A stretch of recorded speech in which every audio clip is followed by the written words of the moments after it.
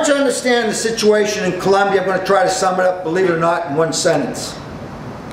In Colombia, the government, big multinationals like Coca-Cola, and the paramilitary death squads all have something in common.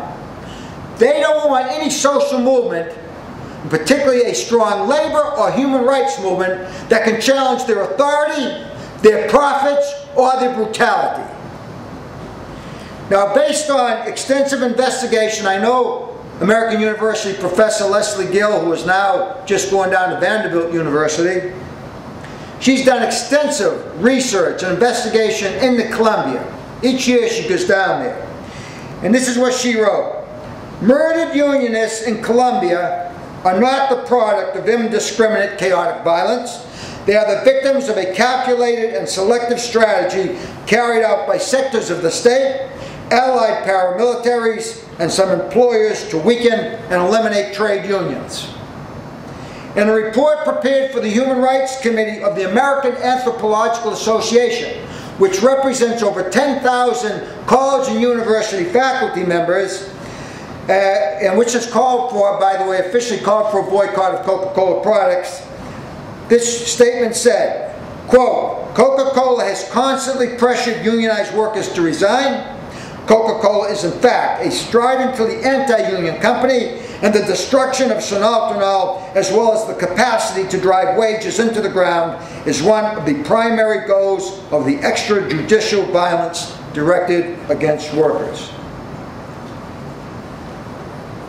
Now you can say, well, why should we believe you, Ray? Well, that's pretty strong words you've been using. But why should we believe you? Coca-Cola says you're a career activist. Gee, I'm also the president of Corporate Campaign Inc. I've also been written up in every major publication and research and investigated every way you can think of. And, but why believe me? Well, maybe you believe somebody else. In July of 2006, Coca-Cola was dropped from what is called the Broad Market Social Index, or the BMSI, list of socially responsible companies. And this list is prepared by an outfit headquartered in Boston. It's called KLD Research and Analytics. And they are an independent investment research firm that is considered a world leader in defining corporate responsibility standards. The Atlanta Journal-Constitution reported, quote, KLD based its decision on a number of issues, including labor and human rights in Colombia, environmental issues in India, and jeopardizing children's health. TIAA-CREF. How many of you have ever heard of TIAA-CREF? Oh, I see some hands. Very good. That stands for the Teachers Insurance and Annuity Association College Retirement Equities Fund. I would imagine there are many faculty members here at Mount Holyoke that probably are participants in this, which I believe is the nation's largest pension and insurance fund. Hundreds of thousands of faculty members around the country participate in this. What they have is the nation's largest socially screened fund for individual investors. It's called the CREF Social Choice Account. It is a $9 billion fund. In 2006, because Coca-Cola does not meet the criteria as a socially responsible company, they divested. Remember, this is the fund that represents faculty members all around the country. They divested 1.25 million shares of Coca-Cola stock, and they banned Coca-Cola any future investments, not only in 2006, in 2007, and in 2008.